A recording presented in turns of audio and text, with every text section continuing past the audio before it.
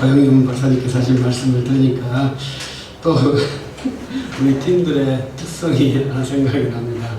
다 레토리들입니다. 근데 레토리들을 송다니 목사님이 끌어내서 지금 여기에 모여 있다고 생각합니다. 우리들이 모이면 특징이 있는데 이야기를 안 해요.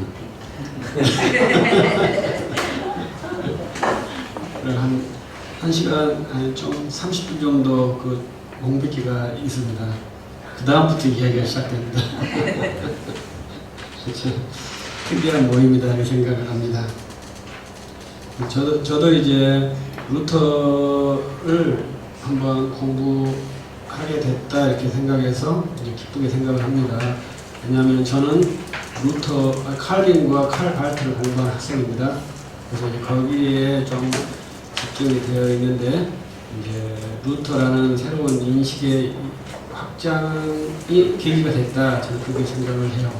오늘 또 한 분 제가 초대를 했는데 연로하셔서 참석하지 못한 분이 계시는데 최정호 목사님이라는 분도 계시는데요. 그분도 이제 아주 특이한 신학 사유를 전개하신 그러한 목사님이신데 그런 좀 제가 경험하지 못한 세계에 대한 신학 정보를 갖고 있는 친구들이 저에게는 상당히 유쾌하고 유익하다 이렇게 생각을 합니다. 그리고 송다닐 목사님도 그러한 한 좋은 친구고 선생님이라고 생각을 합니다. 그래서 루터라는 그러한 선물을 이제 저에게 주신 분인데 이제 제가 이제 송다닐 목사님 만났을 때 우리가 루터라는 신학자의 정보를 제가 이제 평가할 때 바빙크가 정의한 루터의 평가를 정답으로 받아서 루터를 평가했구나 이러한 이제 반성이 있었고 그렇다면 우리가 진짜 루터를 이해하면서 루터에 대해서 루터의 신학은 이렇게 말할 수 있는 그러한 그것으로 약간 폼을 우리의 파운데이션을 약간 바꿔야 되지 않을까 이러한 그 과정에 있습니다. 그래서 이제 이 모임이 시작되고 저에게도 이제 미션이 들어와서 이제 심플하게 그냥 루터에 애정을 하겠다 이렇게 시도를 했다가 저는 논문이 완성되지 않는 상태에 있습니다. 그래서 좀 열람된 말씀도 이렇게 드립니다. 근데 완성이 못된 이유가 뭐냐면 루터의 글을 제가 돌파를 못해요.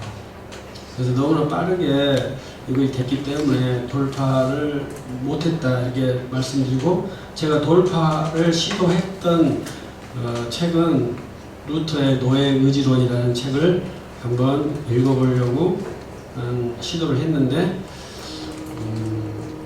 속된 말로 미치겠다 하는 그러한 표현으로 돼서 이걸 어떻게 정리를 할 것이냐 이 난점의 상태의 모습이 현재 여기에 있습니다. 그래서 여러분들께 완전히 해소되지 못한 글을 드려서 일단 먼저 죄송하고 이제 우리 숙제 데드라인 때문에 어쩔 수 없이 이제 제기가 되었고 함께 고민했으면 좋겠다 이러한 바람이 있습니다. 이제 루터의 애정이라는 것이 루터에게 애정이 있느냐 없느냐 이건 뭐 이제 연구자들 우리나라 연구자들이 글을 제가 여기다가 실어놨는데요. 우리들이 신학할 때 가장 위험한 것이 제가 청교도들하고 이렇게 같이 이렇게 이야기를 쭉 하면서 제가 이 루터를 연구하신 분도 똑같은 케이스인데 신학자들이 그 단어를 말했기 때문에 그 사람에게 이것이 있다 이렇게 말하는 것이 저한테는 좀 답답한 모습이었어요. 그러니까 루터에게 애정이 있겠습니까 없겠습니까? 애정이 당연히 있죠. 그 성경에 있잖아요. 성경에 있는 어휘를 모든 신학자들은 다 200% 사용합니다. 그러면 그 어휘를 사용했기 때문에 애정이 있다 이렇게 말하는 것은 상당히 어렵다 이 말이죠. 그래서 왜 이 사람이 이 어휘를 구사했는가, 이러한 것에 대한 문맥적이고 신앙 그 사유적인 사상의 배경을 쭉 탐색을 한 다음에 이렇게 전개를 해야 할 것 같은데, 루터를 연구하셨던 분들 좀, 저도 그보다 못해서 좀 그렇습니다만은, 그분들의 글을 나열해서 저도 이제 그분들의 글을 다시 요약해서 여기에 써놨습니다. 그래서 그렇게 글을 쓰지 않았는가. 저는 그래서 이제 그분들의 글을 좀 깊게 연구가 된 줄 알고 쉽게 들어갔다가 남초에 막혀가지고 지금 이 현재 답보 상태에 있고, 그래서 제가 노예 의지론을 한번 읽어서 해소를 해보겠다 했는데 해소가 안 된 상태입니다. 그래서 이제 루터에게 노예 의지론이 아니 지금이라 예정론 있느냐? 그것은 있죠. 없을 수가 없죠. 그런데 그러면 루터가 어떻게 예정론을 구사했느냐, 이거에 대해서 말씀을 드려야 되는데, 저로서는 아직 정확한 답은 찾지 못했다, 이렇게 말씀을 드리고 싶고, 이제 송 다니엘 목사의 말 들어보면 루터는 그 예정론에 대한 표현을 자제했다, 약간 위험하다고 생각했다, 이런 식의 저는 말을 들려요. 그래서 근데 칼빈은 그러면 왜 예정론에서 이중 예정론까지 사유를 정의했느냐, 이러한 것에 있어서 루터와 칼빈의 차이가 있다, 이렇게 추론할 수 있겠죠. 그러면 이제 칼빈은 왜 했느냐, 루터는 왜 안 했느냐, 이렇게 볼 수 있는데, 칼빈은 그 신학 사유, 저는 이신칭의를 믿는 사람인데, 이신칭의의 신학 사유의 귀결점은 저는 예정론에 있다고 생각을 합니다. 이신칭의를 쭉 하다 보면 그 결론은 결국 신학 논쟁을 하다 보면 이 예정론의 그 상자가 열릴 수밖에 없다고 생각을 해요. 그래서 루터는 그 사유의 시작점이 있기 때문에 이것을 많이 제지를 시켰지만, 이 사유가 시작되면서 결국은 예정론을 가면서 결론이 났는데, 거기에 하나의 키워드가 뭐냐면 하나님의 불변성이라는 키워드다. 그래서 루터와 칼빈에게 공통점인 것이 이 하나님의 불변성에 대한 것이고, 이 하나님의 불변성이 우리의 구원에게 미치는 현상, 그것이 이제 저는 구원의 확실성이라고 생각을 하거든요. 그래서 이제 이러한 과정 속에서 우리가 구원의 확실성을 어떻게 담보할 것이냐, 이러한 것을 결국은 하나님께 우리의 구원을 담보해야 되는데, 그때 예정론을 말할 수밖에 없는 칼빈의 불가피성이 있었을 것이다. 루터는 담대하게 십자가에다가 모든 것을 시도하셨고, 그러나 이제 그것은 칼빈에게는 예정론으로 가는 것이 아니었는가, 이렇게 생각이 들었어요. 그래서 이제 저는 우리들이 한국 교회 또 세계 교회에서도 이 노예 의지론에 대한 설명은 많지만 의외로 또 해설이 굉장히 제한적이고 부족하더라고요. 그래서 한번 노예 의지론을 읽어야 되겠다, 이러한 광대한 마음이 있는데, 제가 지금 숙제들이 많기 때문에 약간 뒤에 있어서 빠르게 지금 진행하려고는 생각은 하고 있습니다.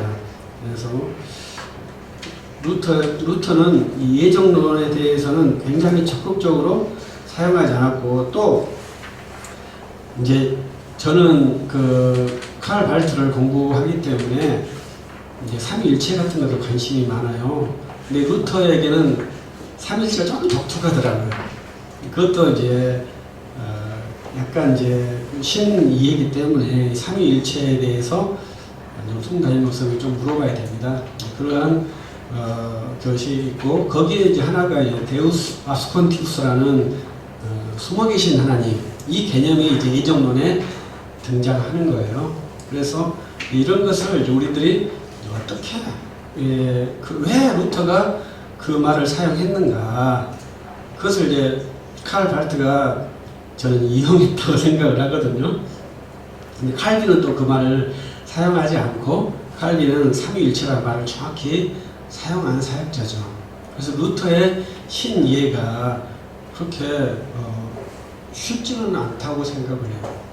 오히려 루터에게는 이 삼위일체라는 단어가 많이 나오지 않지 않느냐, 이러한 이제 또 제가 노력을 이렇게 다 못 봤기 때문에 그러한 이제 의문이 들었어요. 그러면 왜 루터는 삼위일체라는 단어를 많이 사용하지 않았을까?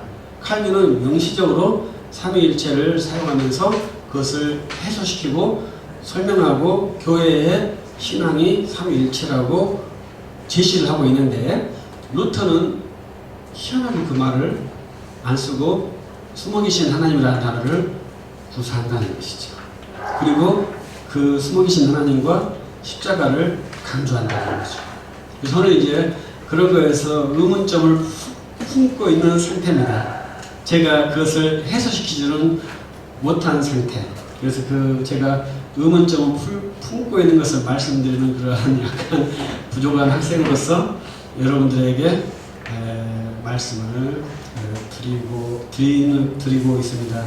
그래서 루터에게 예정이라고 하는 것은 참 특이한 현상이다 이렇게 생각하고, 제가 말씀드렸듯이 이 루터의 사유를 따라가려면 상당히 독특하다,